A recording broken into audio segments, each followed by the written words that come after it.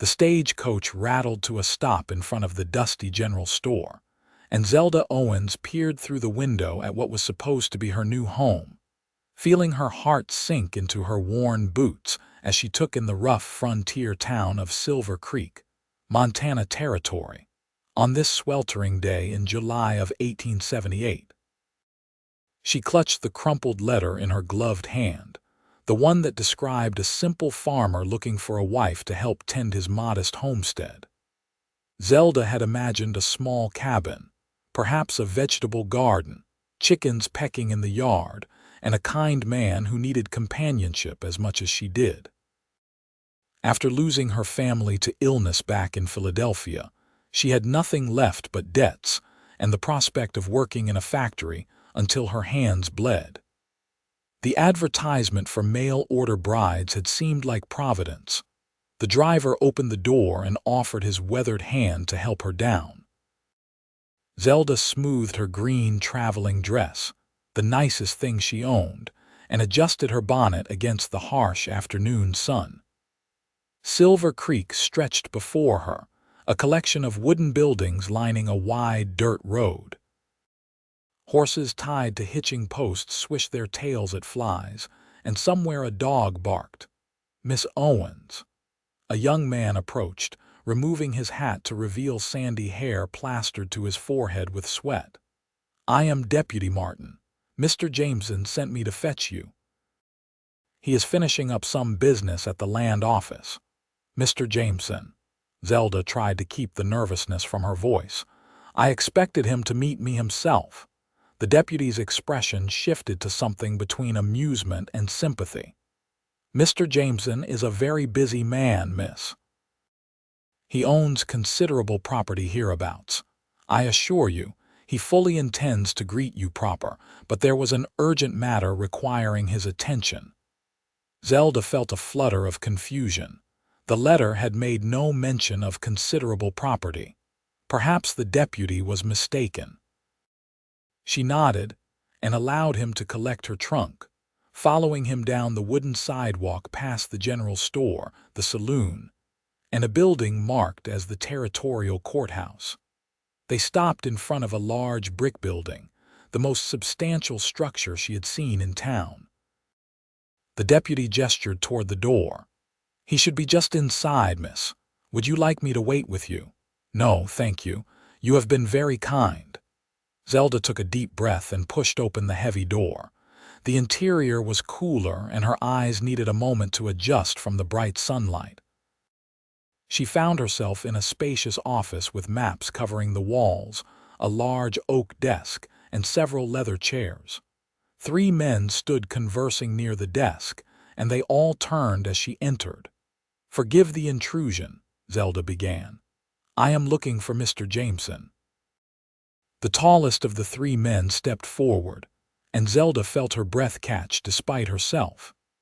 He was younger than she expected, perhaps 30 at most, with dark hair that curled slightly at his collar and eyes the color of warm honey.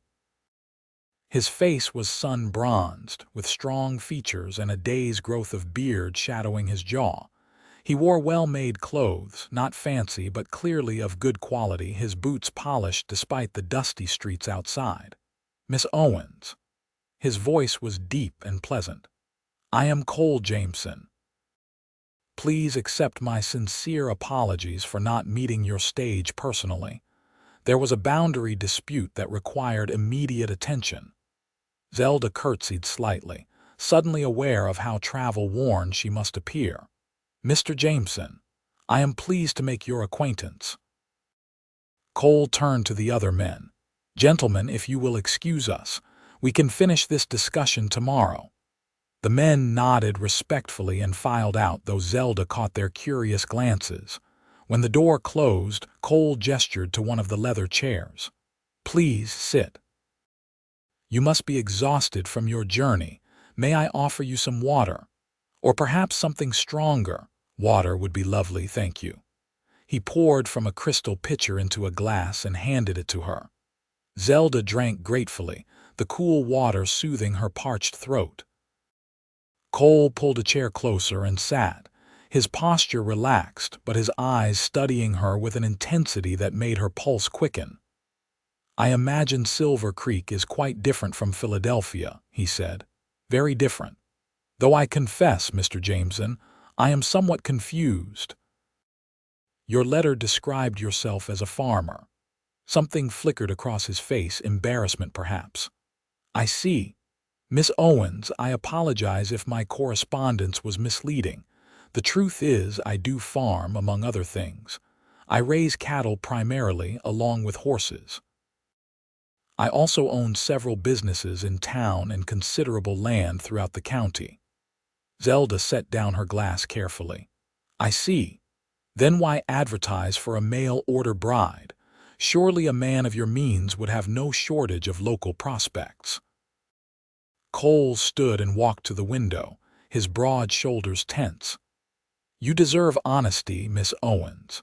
The women in Silver Creek and the surrounding area, they see what I own before they see me. I wanted someone who would accept me for who I am, not what I have. In my letter, I presented myself as I began, as a simple man working the land.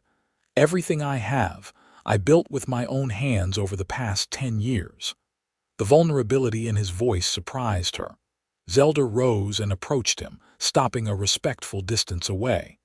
"And now that I am here, what do you expect of me?" He turned to face her, and she could see the concern in his eyes. "I expect nothing beyond what we agreed. If you wish to return east, I will provide your passage and enough money to establish yourself comfortably. If you choose to stay, I promise to honor you as my wife and partner in all things. But I will not hold you to an agreement made under false pretenses, however unintentional." Zelda's mind raced. Everything about this situation was different from what she had expected. Yet as she looked at Cole Jameson, she saw not arrogance or deception, but genuine worry that he had wronged her. In Philadelphia, men with half his apparent wealth would have taken her acquiescence for granted. "May I see where you live?" she asked quietly. "Before I make my decision." Relief washed over his features. "Of course. I have a wagon waiting out back." They exited through a rear door where a well-maintained wagon hitched to 2 beautiful bay horses stood ready. Cole helped her up to the bench seat with gentle hands, then climbed up beside her and took the reins. As they rolled through town, Zelda noticed people greeting Cole warmly. He responded to each with genuine friendliness, asking after families and businesses with the ease of someone who truly cared about his community. "How long have you been in Silver Creek?" Zelda asked as they left the main street behind. "I arrived in 1868, just 16 years old with nothing but the clothes on my back and determination. My father died during the war, and my mother passed shortly after. I had a choice between staying in Missouri and working someone else's land or heading west to make my own way. That must have been frightening, being so young and alone." "Terrifying," he admitted with a slight smile, "but also liberating. Every success was mine, every failure taught me something valuable. I worked as a ranch hand for 3 years, saved every penny, and bought my first piece of land when I was 19. It was barely more than scrub, but I saw potential." They followed a road that wound through rolling grassland dotted with cattle bearing a CJ brand.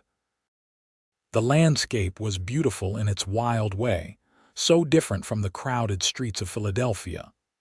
Mountains rose in the distance, their peaks still crowned with snow despite the summer heat. After about 20 minutes they crested a hill, and Zelda gasped. Below them, in a valley carved by a clear running creek, stood a magnificent house. It was not ostentatious, but solid and gracious, built of honey-colored stone with a wide porch wrapping around the front and sides. Cottonwood trees provided shade, and she could see a barn, stables, and several outbuildings, all well maintained. "This is your home," she breathed. "Yes, I finished building it 2 years ago." It seemed foolish, constructing something so large for one person, but I kept thinking about the future, about the family I hoped to have one day. He glanced at her, his expression uncertain. "Is it too much?" Zelda shook her head slowly. "It is beautiful, Mr. Jameson, truly beautiful."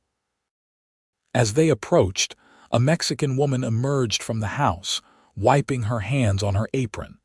She was perhaps 50, with kind eyes and silver threading through her dark hair.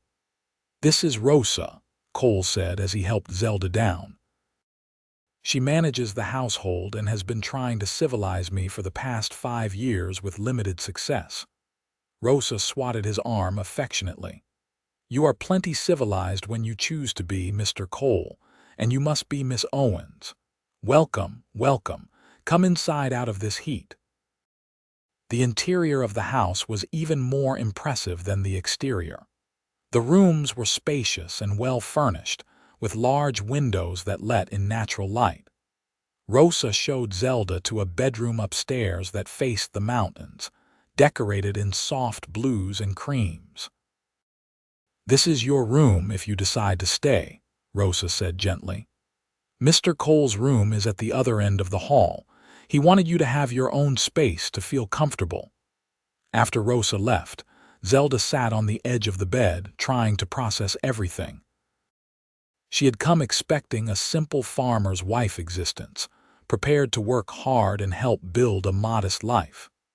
Instead, she found herself in what could only be described as a mansion by frontier standards, being courted by a man who was apparently one of the wealthiest ranchers in the territory. A soft knock interrupted her thoughts. "Miss Owens," Cole's voice came through the door. "Rosa has prepared supper if you are hungry." She opened the door to find him standing there, his hat in his hands.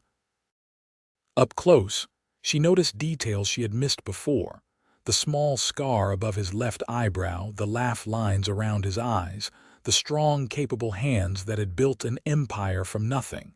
"Thank you. I am famished, actually." Dinner was served on the back porch, where they could watch the sun sink toward the mountains, painting the sky in shades of orange and purple. Rosa had prepared a feast: roasted chicken, fresh bread, vegetables from the garden, and apple pie for dessert. "Tell me about Philadelphia," Cole said as they ate. "What was your life like there?" Zelda hesitated, then decided that if he had been honest with her, she owed him the same. "My father was a school teacher and my mother took in sewing. We were not wealthy, but we were comfortable and happy. Then 3 years ago, cholera swept through our neighborhood. Within 2 weeks, I lost everyone: my parents, my younger brother Thomas, my sister Sarah. I was 20, suddenly alone with rent due and creditors demanding payment for the doctor and funeral expenses." Cole's expression filled with compassion. "I am so sorry, Zelda. May I call you Zelda?" "Yes, please. The formality feels strange given the circumstances." She managed a small smile. "I worked in a textile factory for 2 years trying to pay off the debts. The work was hard and the pay meager. I saw women twice my age who looked ancient, their health destroyed by the conditions. I realized that would be my future unless I found another path. And you chose to come west." "I chose to take a chance on something different, yes. I will not pretend my motives were purely romantic. I needed stability, security, a new start.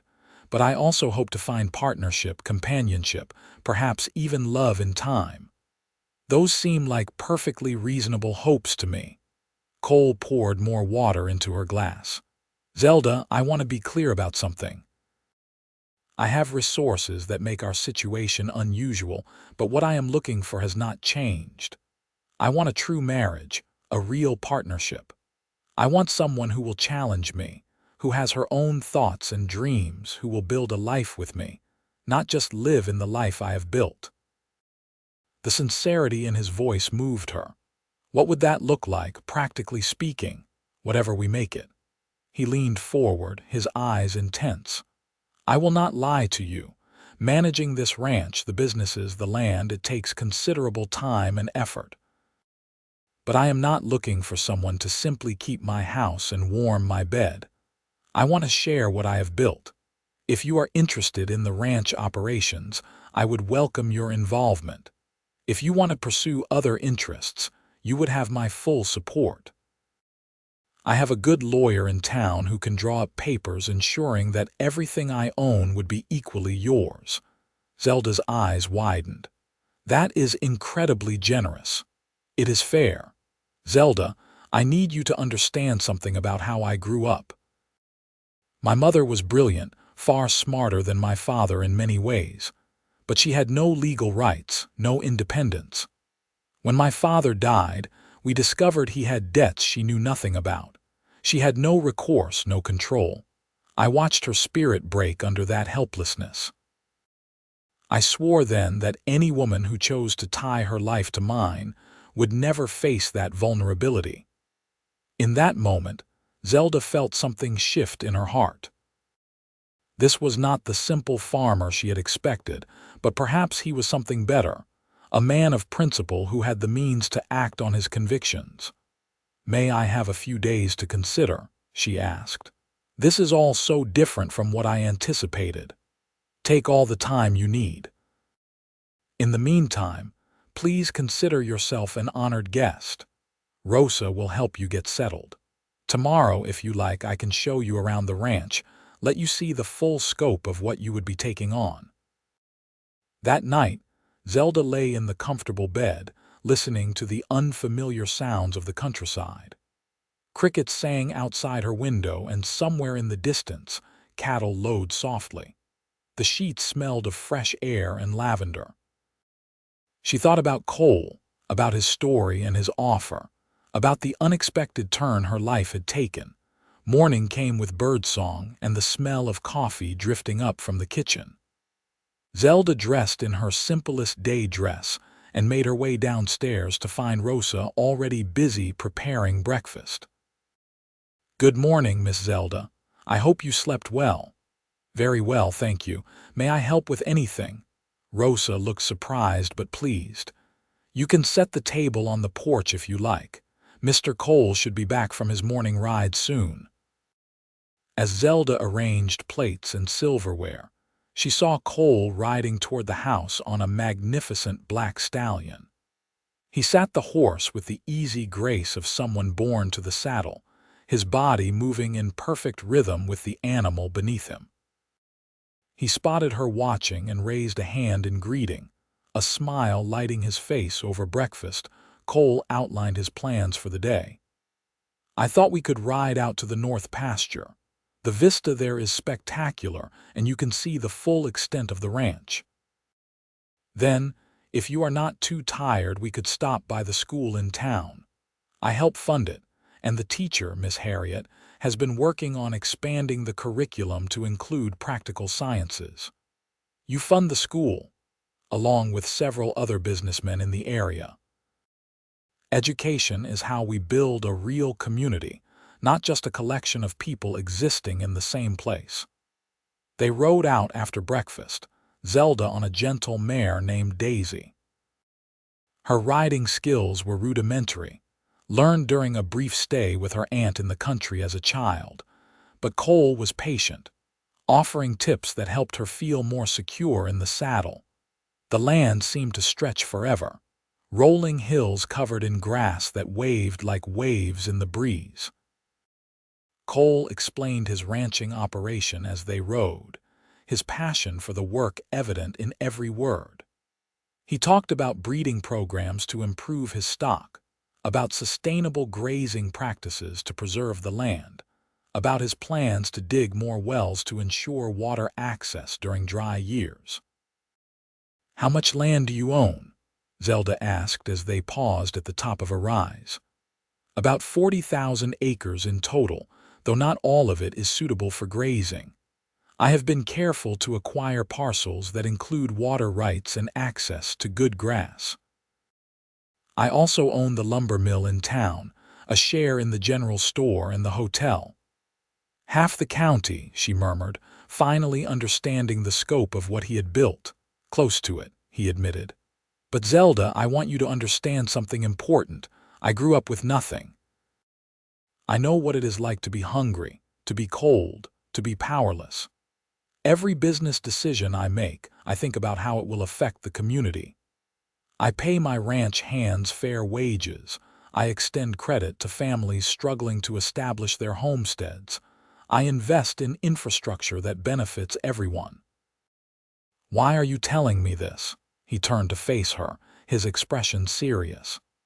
Because if you become my wife, people will look to you as well. They will seek your judgment, ask for your help, expect you to use your position for the betterment of the community. I need to know if you are prepared for that responsibility. Zelda considered his words carefully.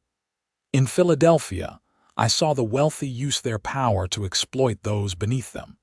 Factory owners who paid starvation wages while living in luxury, landlords who threw families into the street. Is that the kind of power we are discussing? No, Cole's voice was firm. The opposite. It is the power to help, to lift others up, to make a real difference in people's lives. Then yes, Zelda said slowly, I think I could embrace that responsibility. They continued their ride, and Cole pointed out various features of the ranch. The lined shacks where cowboys stayed during roundup, the breeding pastures where his best stock grazed, the creek that ran year-round providing reliable water. His pride in what he had built was evident, but it was not arrogant. It was the satisfaction of someone who had worked hard and seen the fruits of that labor. As they approached town, Zelda felt more eyes on them than the previous day. A wealthy rancher riding alone with the new mail-order bride would naturally attract attention and speculation. Cole seemed unconcerned, greeting people they passed with easy friendliness. The school was a neat white building with a bell tower, situated on the edge of town. Children's voices drifted through the open windows, reciting lessons. Cole knocked on the door frame and a young woman appeared, her face breaking into a warm smile. Mr. Jameson, what a pleasant surprise, and you must be Miss Owens. I am Harriet Thornton. Harriet was perhaps 25, with intelligent brown eyes and a no-nonsense demeanor that Zelda immediately liked.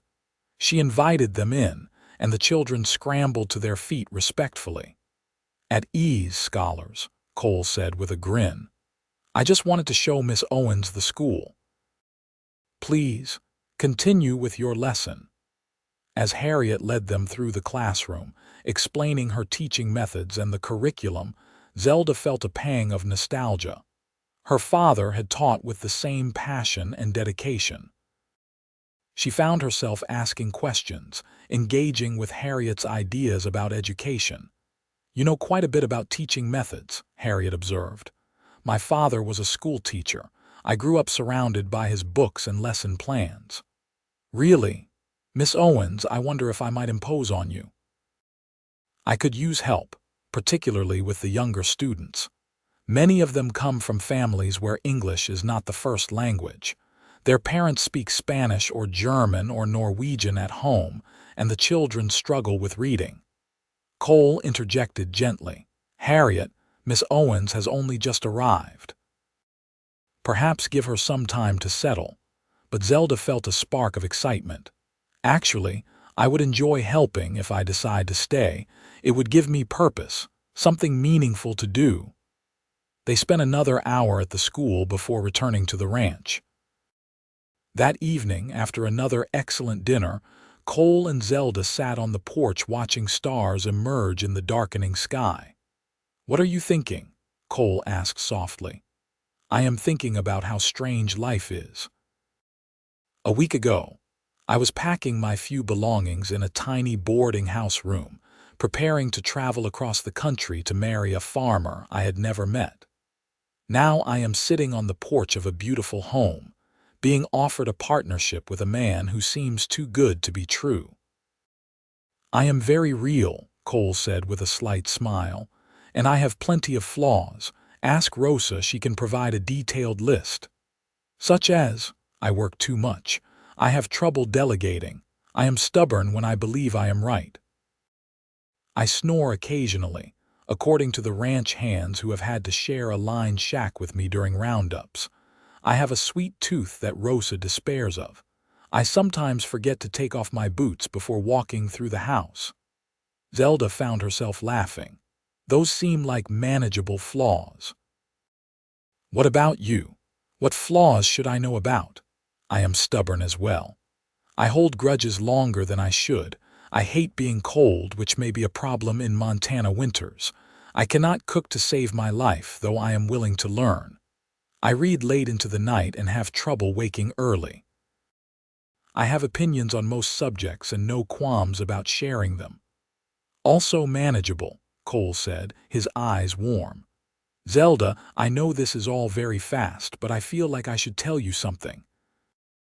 When I opened your letter responding to my advertisement, when I saw your words on the page, thoughtful and honest, I felt hope for the first time in years. And now, meeting you in person, hearing your voice, seeing your smile, I feel that hope growing into something more. Zelda's heart raced. What do you mean? I mean that I already like you, truly like you as a person. I'm attracted to you, yes, but more than that, I enjoy your company. I want to know your thoughts. I want to hear about your father's books and your life in Philadelphia and your opinions on everything. I am falling for you, Zelda Owens, and I hope you might consider giving me a chance to prove I can be the partner you deserve. In the starlight, Cole's face was earnest and vulnerable. Zelda reached out and took his hand, feeling the calluses from years of hard work, the strength in his fingers as they closed gently around hers. I think I would like that, she said softly. I think I would like that very much. The next 3 days passed in a blur of new experiences. Cole showed Zelda every aspect of his operations, introducing her to ranch hands and business partners, explaining his plans and asking for her input. She met with Harriet twice more, discussing how she might help at the school. She spent time with Rosa, learning about managing the household and swapping stories about their very different lives. Most importantly, she spent time with Cole. They talked for hours, sharing their histories, their hopes, their fears. She learned about the first brutal winter he had endured in a tent, saving every penny toward his land purchase. He learned about her father's dreams of opening a school for working-class children. They discussed books they had read, places they hoped to see, the kind of future they wanted to build. With each conversation, Zelda felt herself falling deeper. Cole was kind without being weak, strong without being harsh. He listened when she spoke, truly listened, and considered her opinion seriously. He made her laugh with dry observations about ranch life and moved her with his stories of helping struggling families get established. On the 4th night, as they sat on the porch after dinner, Zelda turned to Cole. I have made my decision. His body tensed, hope and fear warring in his expression. And I would like to stay. I would like to marry you, Cole Jameson, and build a life together. The joy that lit his face took her breath away. He stood, pulling her gently to her feet and cupped her face in his hands. Are you certain? I will not hold you to this if you have any doubts. I have doubts about many things, she admitted. I doubt whether I can truly manage all the responsibilities that come with being your wife. I doubt whether I will ever learn to cook as well as Rosa. But I do not doubt that you are a good man, and I do not doubt that what we are building between us is real. May I kiss you? He asked, his voice rough with emotion. I wish you would. The kiss was gentle at first, tentative, two people learning the taste and feel of each other. Then it deepened, and Zelda felt heat flood through her body. Cole's arms came around her, holding her close but not tight, always giving her space to pull away if she chose. But she did not want to pull away. She wrapped her arms around his neck and kissed him back with all the hope and affection and dawning love she felt. When they finally broke apart, both breathing hard, Cole rested his forehead against hers. I will spend every day trying to be worthy of the trust you are placing in me. And I will spend every day being grateful I took a chance on a letter from a Montana rancher. They decided to marry quickly and quietly. Cole explained that elaborate weddings were not common on the frontier anyway, and Zelda had no family to invite. The ceremony was held 5 days later in the small church at the edge of town, with Rosa, Deputy Martin, Harriet, and a handful of ranch hands in attendance. Zelda wore a simple ivory dress that Rosa had helped her sew from fabric purchased at the general store. Cole wore his best suit, his hair still damp from a fresh washing, his eyes never leaving Zelda's face as she walked down the short aisle to meet him. The minister, a kind older man named Reverend Peters, kept the ceremony brief but meaningful. When Cole slipped the gold band on her finger, Zelda felt tears prick her eyes. She was no longer alone. She belonged somewhere to someone. I now pronounce you husband and wife. You may kiss your bride. Cole's kiss was sweet and full of promise. The small gathering applauded, and Rosa wiped happy tears from her eyes. A modest celebration followed at the ranch. Rosa had prepared a feast, and someone produced a fiddle. There was music and laughter, the ranch hands taking turns dancing with the new missus. Jameson, while Cole looked on with obvious pride and pleasure. As the sun set and the guests began to depart, Zelda felt nervous energy building in her stomach. She and Cole had been very proper during their courtship, rarely more than holding hands or stealing brief kisses. Tonight would change everything. Rosa hugged her before leaving for her own cottage on the property. "He is a good man," she whispered. "Do not be nervous, just be honest with each other." Finally, they were alone. Cole poured them each a small glass of whiskey and led her out to the porch. They sat in companionable silence for a while, sipping the burning liquid and watching the stars. "Are you frightened?" Cole asked gently. "A little," Zelda admitted. "I have no experience with such things." "Neither do I, not really. I mean, I have been with women before, but never as a husband, never with someone I care about the way I care about you. We will figure it out together. And Zelda, we do not have to do anything you are not ready for. I can sleep in the guest room if you prefer." She turned to look at him. "Do you want to sleep in the guest room, honestly?" "No, I want to hold you, I want to wake up beside you, but only if you want that too." Zelda set down her glass and stood, offering her hand. "Come with me." She led him upstairs to the room they would now share. Someone, probably Rosa, had moved her belongings from the guest room and lit candles throughout the space, casting everything in a soft golden glow. Cole closed the door behind them and turned to her. "Tell me what you want," he said softly. "I want you to kiss me again." He did, slowly, thoroughly, his hands moving to the buttons of her dress. "May I?" "Yes." They undressed each other with fumbling fingers and nervous laughter. Cole was patient, attentive, constantly checking to make sure she was comfortable. There were awkward moments, uncertainty, but there was also tenderness and growing passion. When they finally came together, Zelda felt a brief flash of pain that faded quickly into something else entirely. Cole held her close, whispering her name like a prayer, and she clung to him, amazed at the intimacy of it. The way their bodies learned each other afterward, they lay tangled together, his arm around her waist, her head on his chest, listening to his heartbeat slow. "I love you," Cole murmured into her hair. "I know it is fast, but I do. I love you, Zelda Jameson." She smiled at the sound of her new name. "I love you too. I think I have been falling in love with you since that first dinner when you talked about your mother and about fairness and partnership." He pressed a kiss to her forehead. "Get some rest, my love.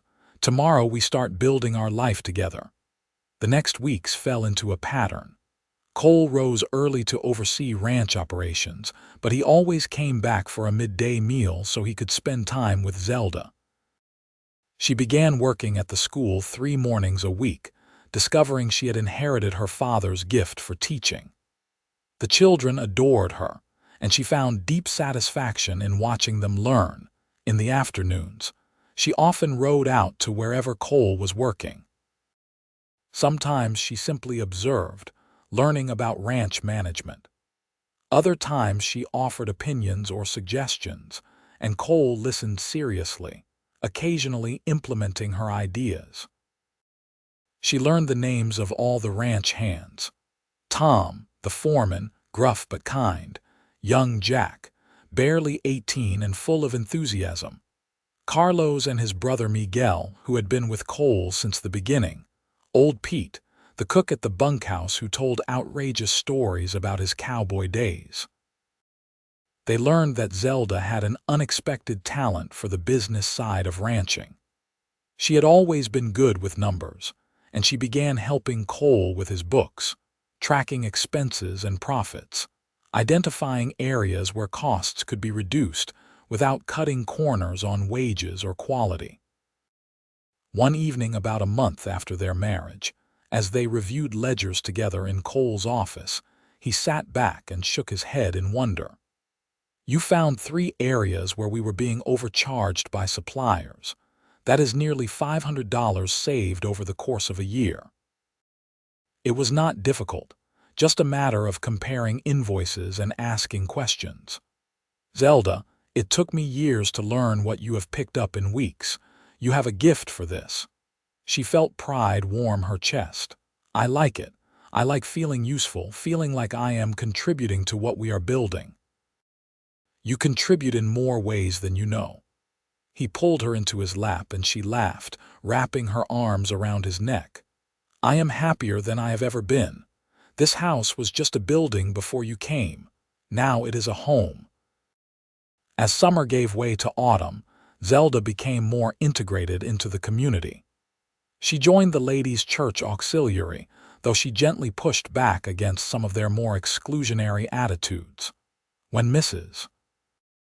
Peterson suggested they should not accept donations from the saloon girls for the church bazaar, Zelda spoke up. "Why not? Their money is as good as anyone's, and many of those women have few other options for earning a living. Perhaps instead of judging them, we should consider what we can do to provide alternative opportunities." The shocked silence that followed was broken by old Mrs. Campbell's dry laugh. "The girl has a point. I like you, Zelda Jameson. You do not just accept things because that is how they have always been done." Zelda's friendship with Harriet deepened. The teacher often joined them for Sunday dinners, and the 3 of them had lively debates about education, politics, and the future of the territory. Cole teased them both about being radical reformers, but Zelda could see the pride in his eyes when she passionately defended her positions. As October brought cooler weather, and the first hints of the harsh winter to come, Zelda realized her monthly courses were late. She said nothing at first, not wanting to raise hopes prematurely, but when another week passed, she confided in Rosa. "How do I tell him?" Zelda asked, nervous excitement making her hands shake. Rosa smiled warmly. "Just tell him, child, he will be overjoyed." That evening after dinner, Zelda took Cole's hand and led him to the porch despite the chill in the air. "I have something to tell you." His expression shifted to concern. "Is everything all right?" "Yes, more than all right. Cole, I think I am with child. I am fairly certain, actually." She watched the news register, saw his eyes widen and his mouth open slightly in shock. Then a grin spread across his face, so full of joy it made her heart sing. He lifted her and spun her around, laughing. "Truly, we are going to have a baby, truly. Probably sometime in late spring." He set her down gently, suddenly treating her like she was made of glass. "You should not be standing in the cold. Come inside. Should you even be working at the school, is it safe? Do we need to send for a doctor?" Zelda laughed at his sudden anxiousness. "Cole, I am fine. Women have been having babies since the beginning of time. I am healthy and strong. But yes, we should probably arrange for a doctor to check on me periodically."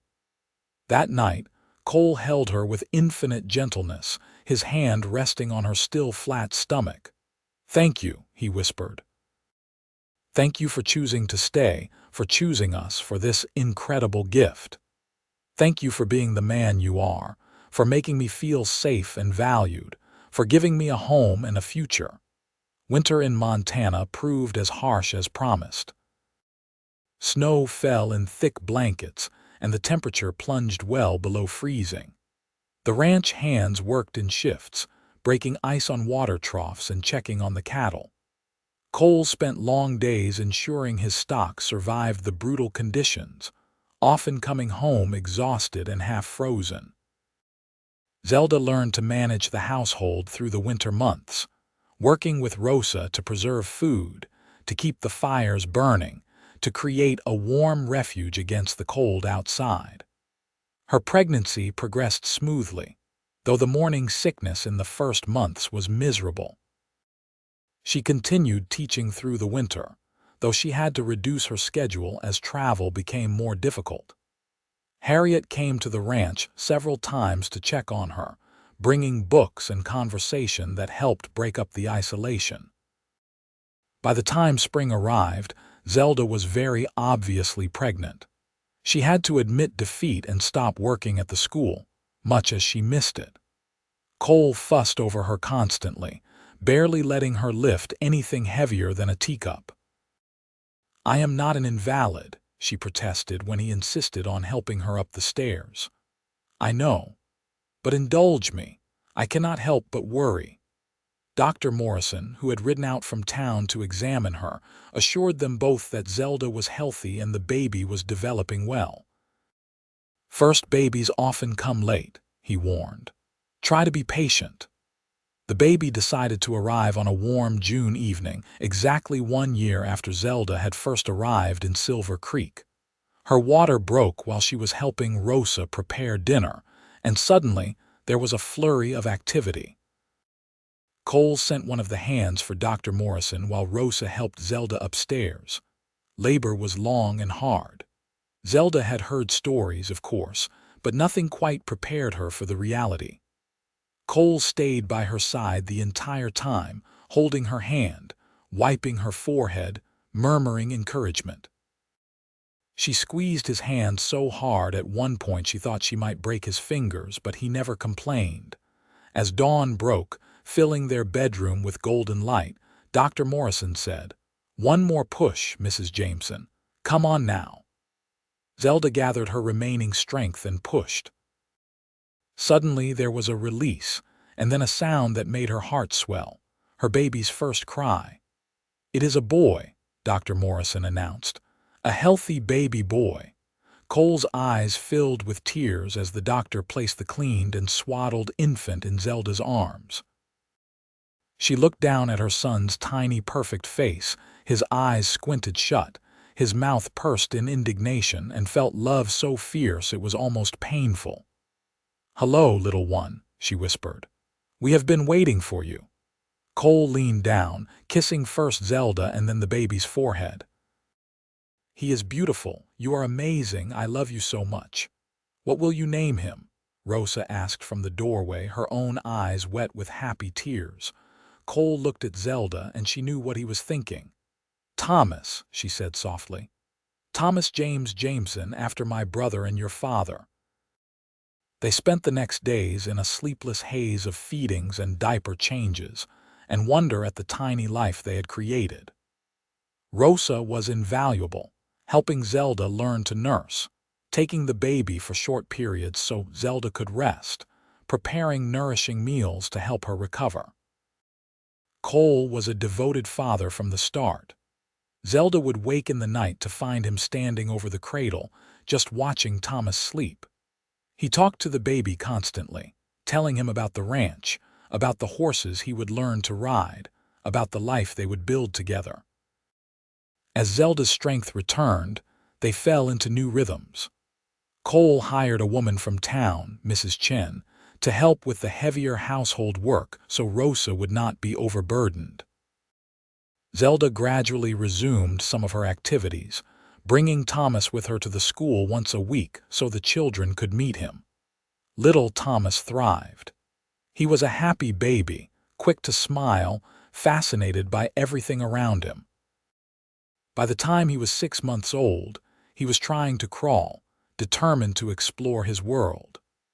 Cole had the ranch hands build a pen where Thomas could safely play on the porch, and the tough cowboys became surprisingly gentle around the baby, taking turns entertaining him.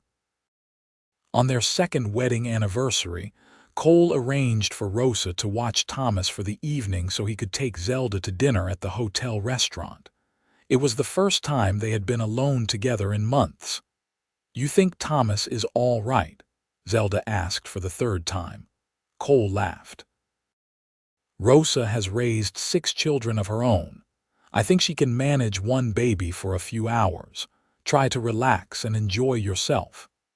The restaurant was the finest establishment in Silver Creek, and the owner had prepared a special meal in their honor. As they ate and talked, Zelda reflected on how much had changed in 2 years. "I barely recognize my life," she admitted. "When I left Philadelphia, I was so lost, so afraid. I thought I was settling for a life of hard work and simple pleasures. Instead, I found you and this incredible life we have built." "I am the one who found a treasure," Cole said, reaching across the table to take her hand. "You have made me happier than I ever thought possible. You have given me a son, a true partner, a real home. Every day I wake up grateful that you chose to take a chance on a misleading letter from a Montana rancher. I would make that choice 1,000 times over." They returned home to find Thomas sleeping peacefully in his cradle, Rosa dozing in the rocking chair nearby. Cole carried Zelda upstairs, and they made love with the passion and familiarity of 2 people who knew each other's bodies intimately, who could communicate desire and tenderness without words. Life continued its rhythms through the seasons. Thomas grew from a baby into a toddler, then a little boy. He had Cole's honey-colored eyes and Zelda's curls, and his personality was a delightful mix of both parents, thoughtful and curious like Zelda, determined and adventurous like Cole. When Thomas was 3, Zelda discovered she was pregnant again. This time the news felt different, less shocking, more like a natural progression. Their daughter, Sarah Rose, named for Zelda's lost sister and Cole's mother, arrived the following spring. She was tiny and dark-haired, with a fierce cry and strong will that reminded everyone of Zelda. Cole expanded the house, adding more bedrooms and a nursery. The ranch continued to prosper under their joint management. Zelda's business acumen and Cole's ranching expertise made them a formidable team. They invested in new breeding stock, diversified into sheep as well as cattle, and purchased additional land when it became available at fair prices. But they never forgot Cole's principles about using their wealth to benefit the community. When a drought hit in Thomas's 5th year, threatening smaller homesteaders, Cole extended credit and shared water rights, helping families survive when they might otherwise have lost everything. When the school needed a new building, they donated both money and land. When immigrants arrived, often with nothing but hope, they provided temporary work and assistance getting established. Zelda threw herself into community work. She organized a lending library, started a women's literacy program, and worked with Harriet to expand educational opportunities. Some of the older, more traditional residents grumbled about her progressive ideas, but most people appreciated her genuine desire to help.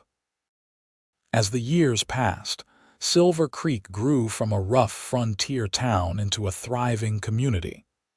The territorial period ended, and Montana became a state. Cole was asked to run for the state legislature, but he declined, saying he preferred to work at the local level where he could see the direct impact of his efforts. Thomas and Sarah grew up surrounded by love and opportunity. Thomas showed an early aptitude for ranching, spending hours following his father around, asking endless questions about cattle and horses and land management. Sarah was more interested in books and learning, already reading by age 4, asking Zelda and Harriet questions that sometimes stumped them both. When Thomas was 7 and Sarah 4, Zelda gave birth to their third child, another boy they named Daniel. He was a surprise baby, arriving 5 years after Sarah, and he completed their family. Daniel was quieter than his siblings, more introspective, but with a sweet nature that made everyone who met him smile. The house that had seemed so large when Zelda first arrived now felt perfectly sized, full of children's laughter and the organized chaos of family life.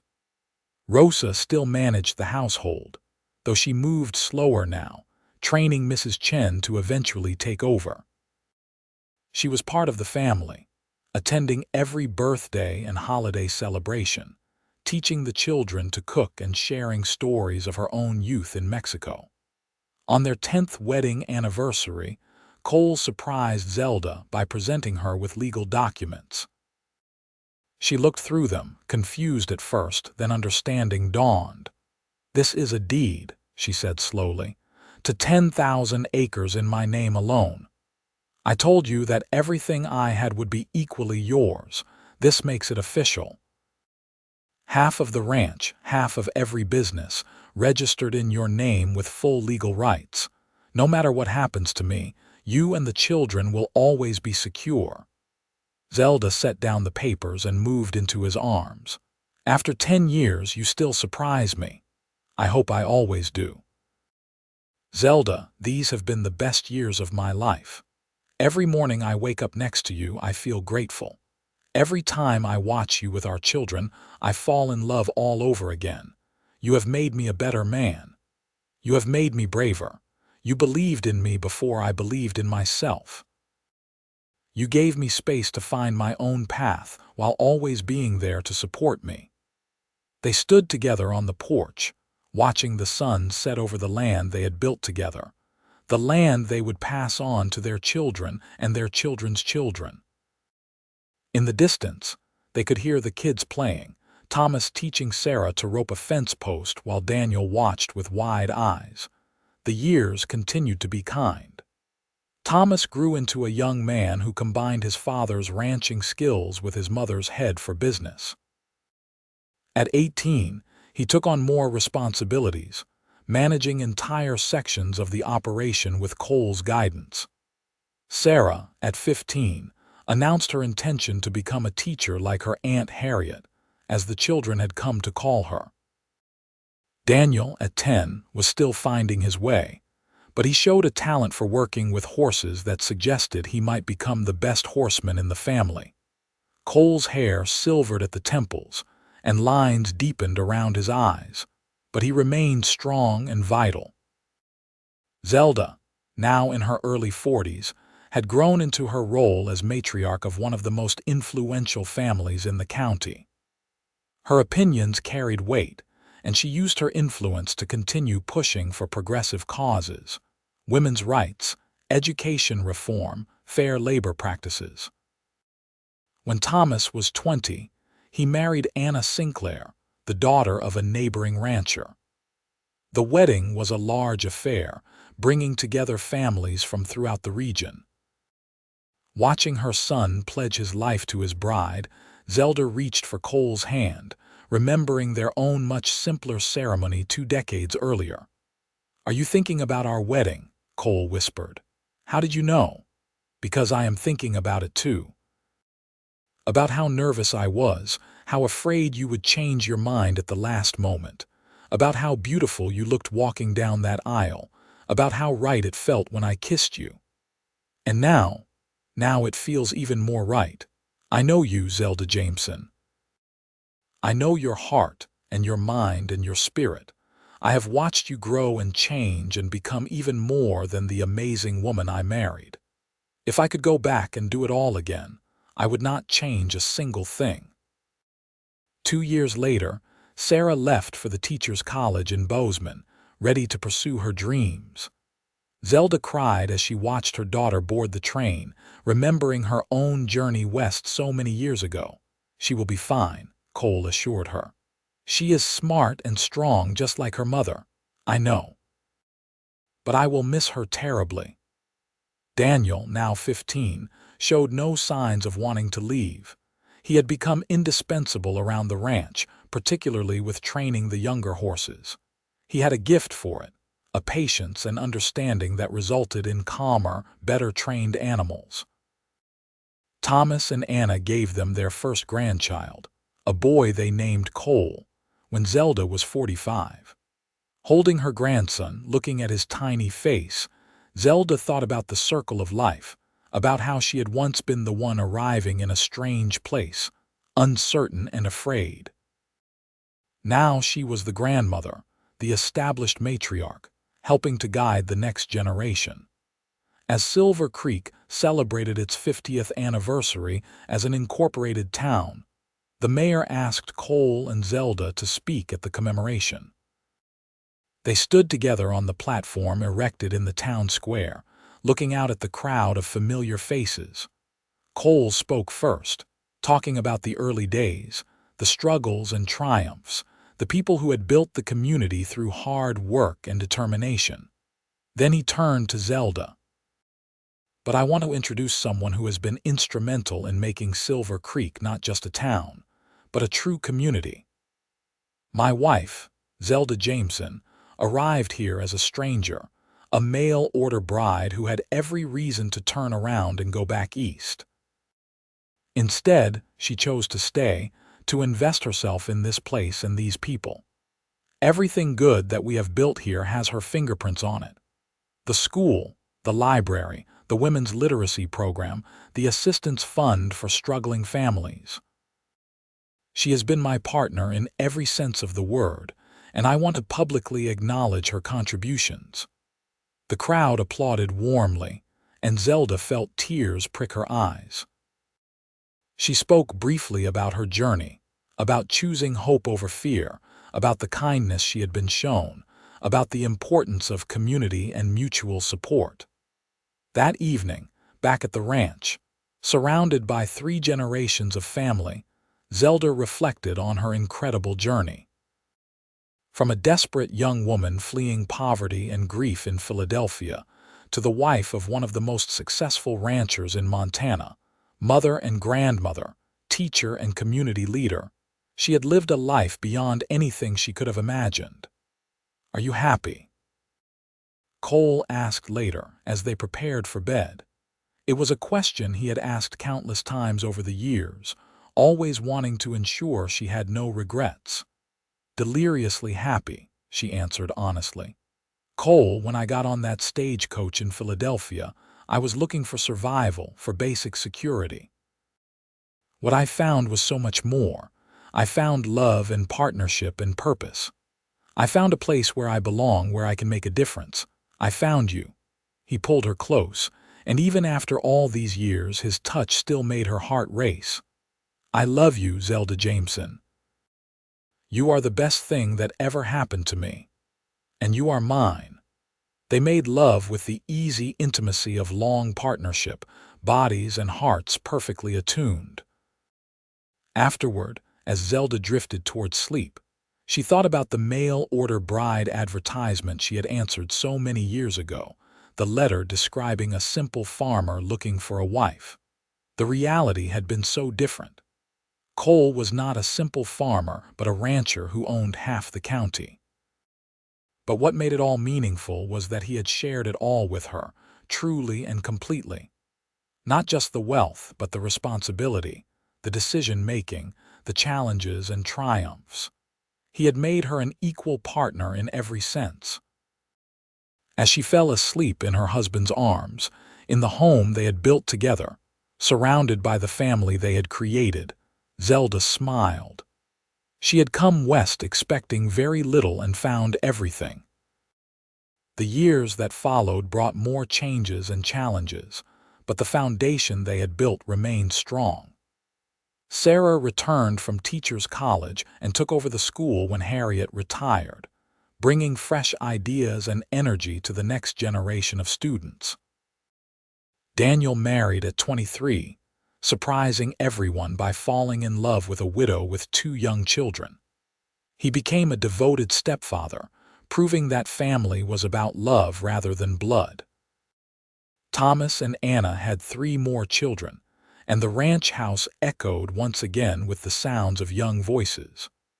Cole and Zelda moved into a smaller house they built on the property, giving Thomas and his growing family the main house.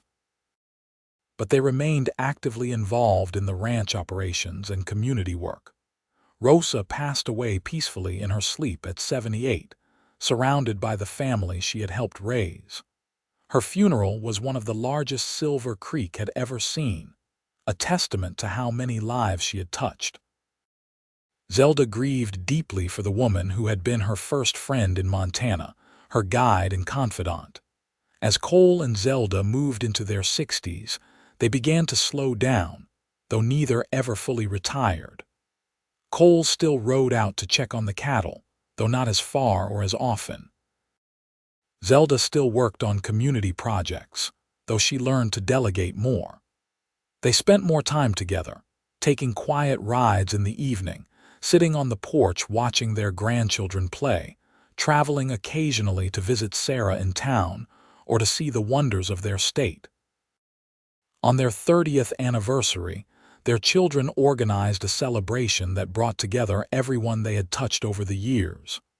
Ranch hands past and present, business partners, teachers, students, families they had helped, friends they had made. The outpouring of affection was overwhelming. "Did we really impact all these people?" Zelda asked Cole as they looked out at the crowd gathered at the ranch. "We did it together. That is the beauty of partnership, of sharing our resources and efforts. We multiplied what we could accomplish." Thomas stood to give a toast. "To my parents, who showed me what a true marriage looks like, who built not just a successful ranch but a legacy of compassion and community, who taught us that with great blessings come great responsibility. We love you both more than words can express." As the years turned and Zelda and Cole entered their 70s, they found peace in the simple rhythms of life. Morning coffee on the porch, short rides around the property, dinners with their ever-expanding family, quiet evenings reading together. Their bodies aged, but their love remained constant, even deepening with time. On a beautiful autumn day, 52 years after Zelda first arrived in Silver Creek, she and Cole rode out to the vista where he had first shown her the full extent of the ranch. The leaves were turning gold and red, and the air held the crisp promise of winter. "You remember the first time we came here?" Cole asked. "Of course. I was overwhelmed by the scope of what you owned, trying to understand what it all meant. And now I understand that the land, the money, the property, none of that was ever the real wealth. The real wealth was what we built together, our family, our community, our life. That is what matters." Cole dismounted and helped Zelda down, his movements slower but still gentle. They stood together looking out over the land that had been the foundation of their prosperity, the land they had carefully managed and would pass on to future generations. "I have no regrets," Cole said quietly. "Not a single one. You made my life complete, Zelda." "You saved my life," she replied. "In every way that matters. You gave me home and hope and happiness beyond measure." They stood hand in hand as the sun began to set, two people who had taken a chance on each other and built something beautiful that would outlast them both. The mail-order bride who came expecting a simple farmer's life had instead become the beloved wife of a rancher who owned half the county. But more importantly, she had become a full partner in every sense, sharing not just the wealth but the responsibility, the work, and the joy. As they rode back toward home, toward the family waiting for them, toward the life they had so carefully built together, Zelda felt profound gratitude. She had come west as a stranger, desperate and afraid. She had stayed because of a man who saw her not as property or a convenience, but as an equal, a partner, someone worth investing in. Their love story was not one of instant passion or dramatic gestures, though there had been passion and moments of drama over the years. It was a story of steady commitment, of choosing each other day after day, of building something lasting through respect, communication, and genuine partnership. In the end, that was the greatest gift Cole had given her, greater than the land or the house or the financial security. He had given her equality and partnership. He had shared it all, not just the property but the power and responsibility. And in return, she had given him her heart, her loyalty, her fierce intelligence and compassion, and together they had created a legacy that would echo through generations. As they reached the house and saw their grandchildren running to greet them, saw Thomas waving from the porch and Sarah's buggy arriving for dinner, Zelda squeezed Cole's hand. He looked at her, his honey-colored eyes still warm with love after all these years, and smiled. "Welcome home," he said, as he had said so many times before. "I am home," she replied, as she always did, because home was not the house or the land. Home was this man beside her, this family around her, this life they had built together from a letter and a leap of faith, and an enduring, unconditional love that had sustained them through everything. Their story was complete, every thread woven together into a beautiful tapestry.